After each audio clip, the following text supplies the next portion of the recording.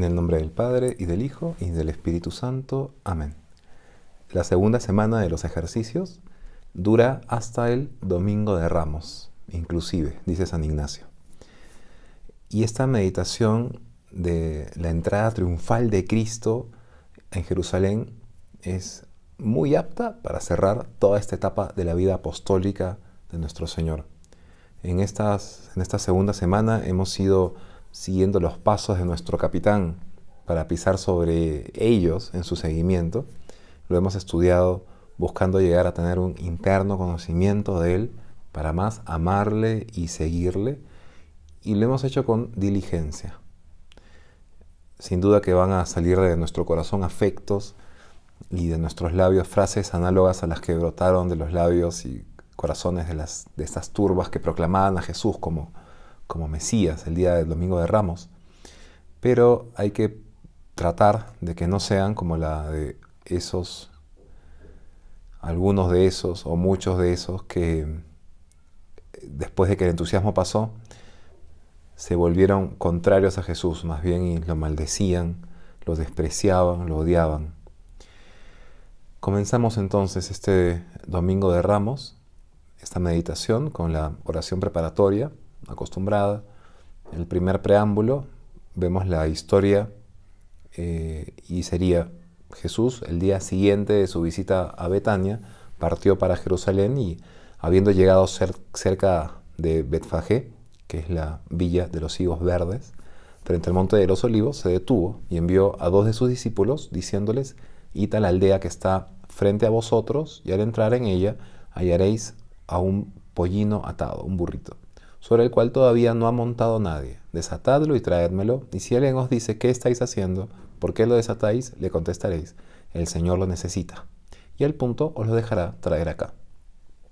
Todo pasó como Jesús lo había predicho.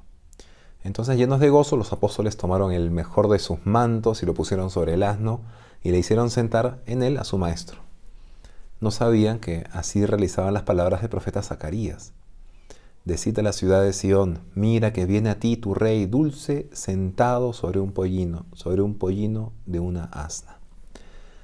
Los peregrinos venidos a Betania para llegar a Jerusalén participaban de esa misma alegría con los apóstoles.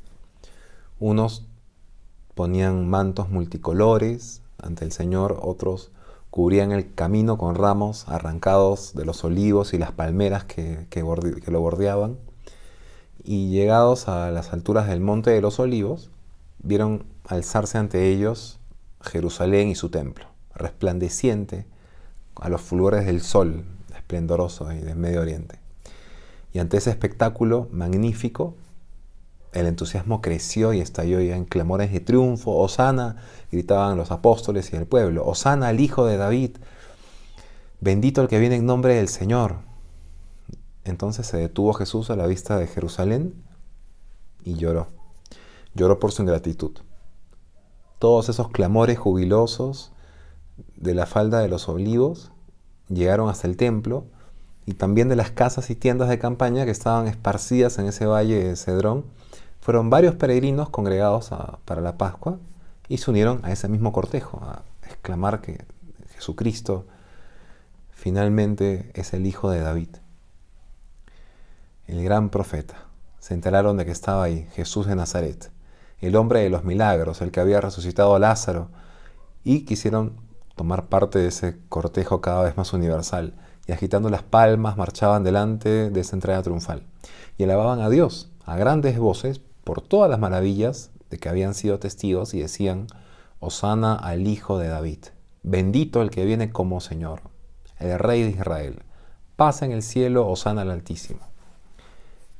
Y se conmovió toda la ciudad preguntando: «¿Quién es ese?». Y la muchedumbre contestaba: «Es el profeta Jesús de Nazaret, de Galilea». Habiendo entrado en el templo, se le acercaron ciegos, cojos, y él los curaba. Los sacerdotes y doctores, viendo los prodigios que hacía y a los niños que estaban gritando en el templo: «Hosana al Hijo de David», se irritaron y le dijeron: «¿Oyes lo que dicen estos?». Y Jesús les contestó: «Sí. ¿Nunca leísteis: de la boca de los niños y de los que maman hiciste salir alabanzas de los niños de pecho?». Esa es la historia. El segundo preámbulo, la composición del lugar. Hay que ver el lugar, el camino de Betania a Jerusalén. Betania, que hoy se llama el Azarillé, en memoria de Lázaro. Es un pueblecito de 15 estadios, unos 3 kilómetros, a unos 3 kilómetros de Jerusalén, al otro lado del Monte de los Olivos. Y se llamaba así este monte porque estaba plantado de olivos al este de Jerusalén, separado de ella por el barranco o el torrente Cedrón. Se elevaba su cumbre a 818 metros sobre el nivel del mar y era desde el Monte de los Olivos, una perspectiva hermosísima. Se veía hacia la parte oriental el Mar Muerto, el Valle del Jordán y las montañas de Moab, y hacia el poniente los montes de Samaria, Jerusalén y Belén. En su vertiente oriental se asienta Betania, desde donde sale Jesús con los suyos para esta entrada triunfal. El tercer preámbulo es la petición, la de la segunda semana que mencionábamos al inicio: conocer más íntimamente, más profundamente a Cristo para más amarlo y seguirlo. El primer punto: el Señor envía por el asna y el pollino, diciendo: desatadlos y traédmelos, y si alguno os dijera alguna cosa, decid que el Señor los necesita y luego los dejará. Entonces sale Jesús de Betania para Jerusalén, en primer lugar. Y ya se acercan las horas de su pasión. Y se diría que quiere darnos a entender en esta entrega triunfal la alegría con que por nuestro amor Él va a padecer. Alegría no sensible, no de la parte inferior de nuestro ser, sino espiritual y de la parte superior. Una alegría serena, una alegría profunda.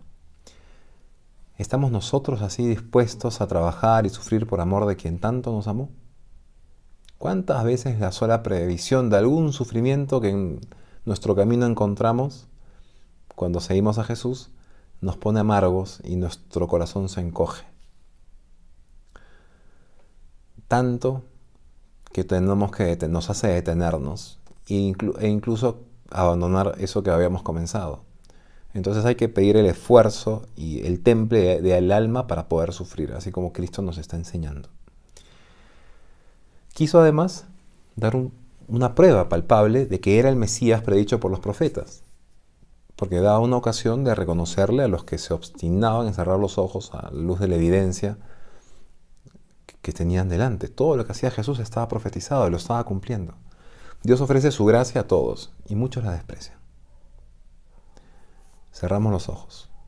Bueno, no hagamos así, sino que tenemos que ser muy diligentes en aprovechar, agradecidos, todos los beneficios del Señor y cooperar más bien a su gracia.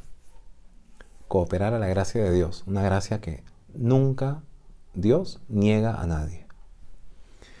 Finalmente, dio también a sus enemigos una prueba más de que, aunque había decretado más de una vez su muerte, no iban a lograr realizar sus malíficos designios mientras Él no le soltara las manos. Es decir, si no lo mataban era porque Cristo aún no quería, no era su hora.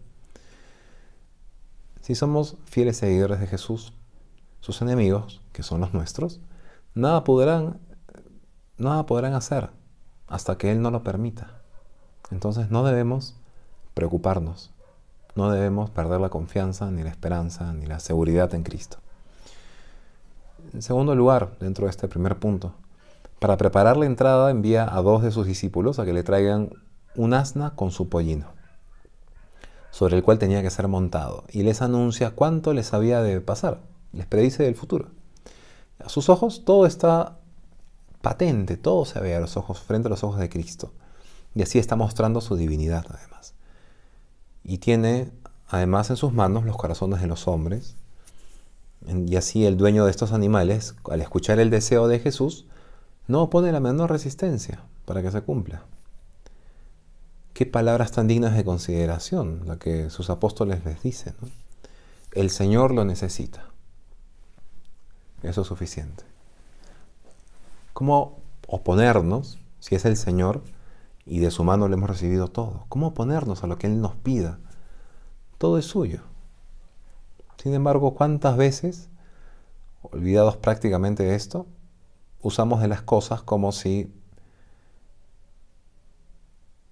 nosotros tuviésemos todo el derecho sobre ellas y el Señor ninguno?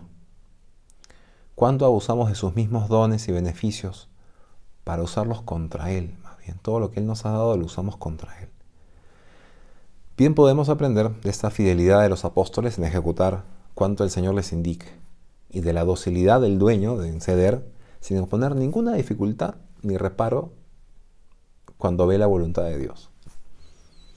Nunca va a ser demasiado el empeño que pongamos al hacer los ejercicios espirituales para perfeccionar nuestro deseo por conocer más la voluntad del Señor. Para esto es un tiempo propicio. Y también nuestra docilidad para ponerla en práctica, hasta en los mínimos detalles. Si lo hacemos, ¿cuánto bien podremos alcanzar? Así que pidamos a Jesús que nos diga lo que nosotros quiere.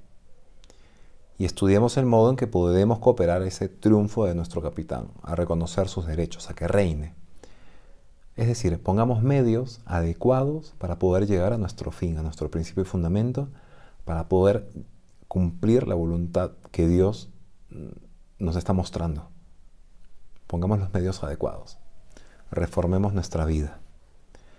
El punto número 2. Subió sobre el asna cubierta con las vestiduras de los apóstoles. En primer lugar, todo sucedió como Jesús lo había predicho. Y trajeron a los apóstoles a la asnilla y a su pollino y colocaron sobre él sus capas y subió Jesús sobre ella. Seguramente elegirían el mejor de sus mantos para adornar la montura del maestro. Y estaban gustosos cooperando a ese triunfo, porque es rey de reyes.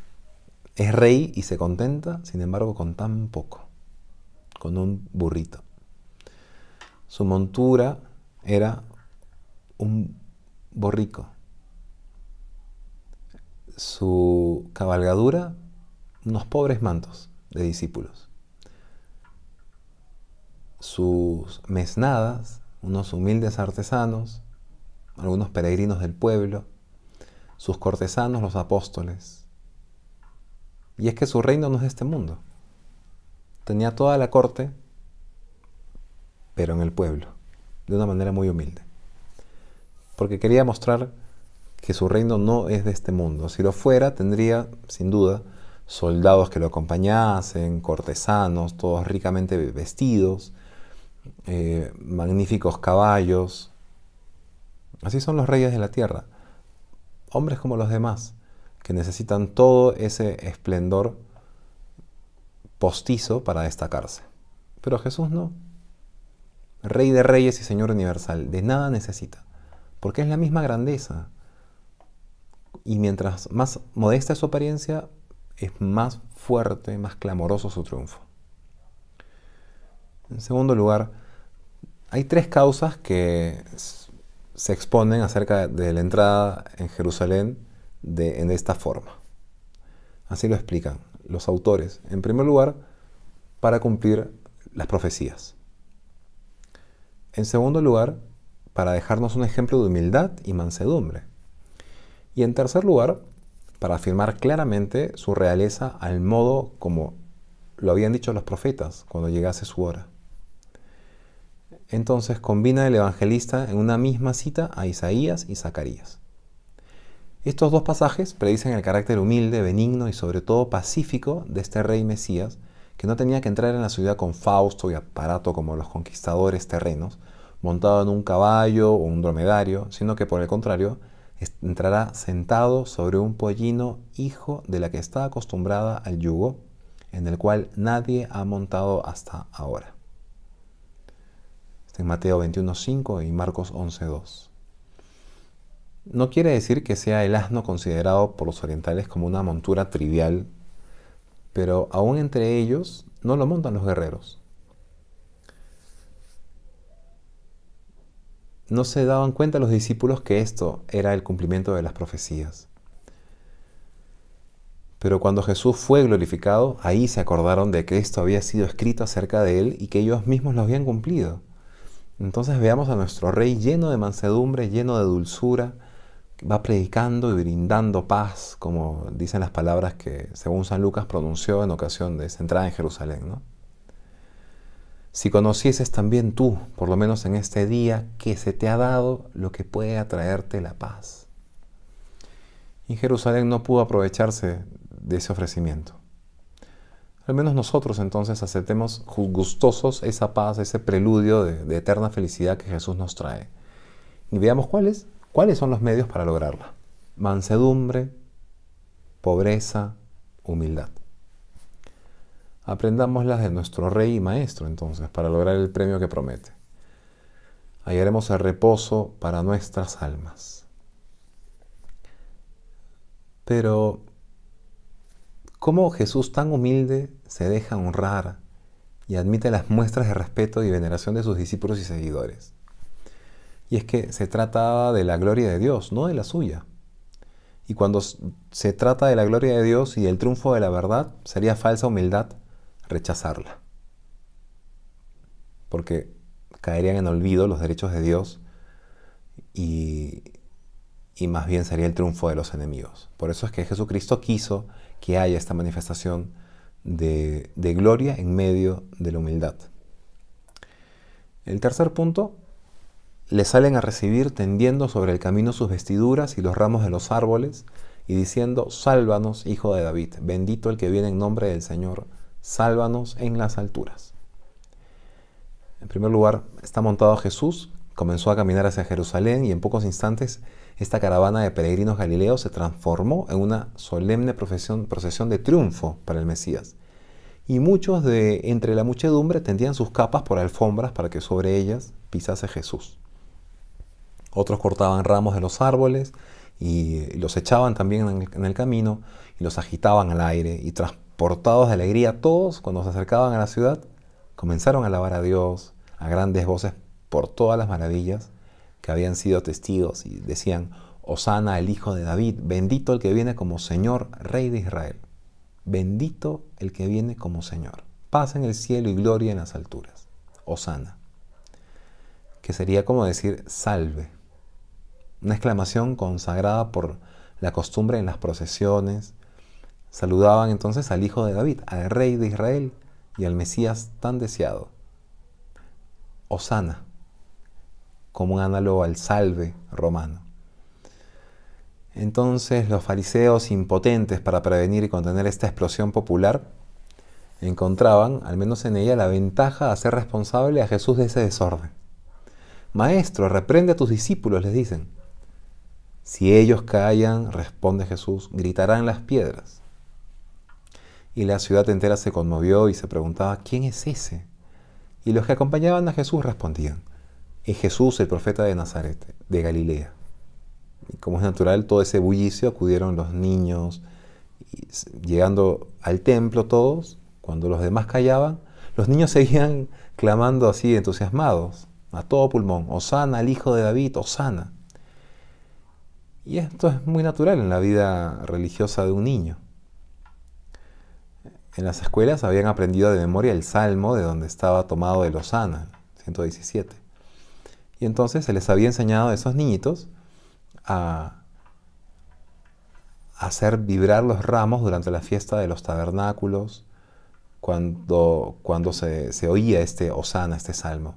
Entonces estaban los niños, ya en las horas de la entrada de Jesús en el espíritu del ceremonial de la fiesta de los tabernáculos, más todavía que los adultos. O sea, Jesús estaba entrando justo en este ambiente en donde los niños sabían cómo debían comportarse y por eso es que con más fuerza lo hacían,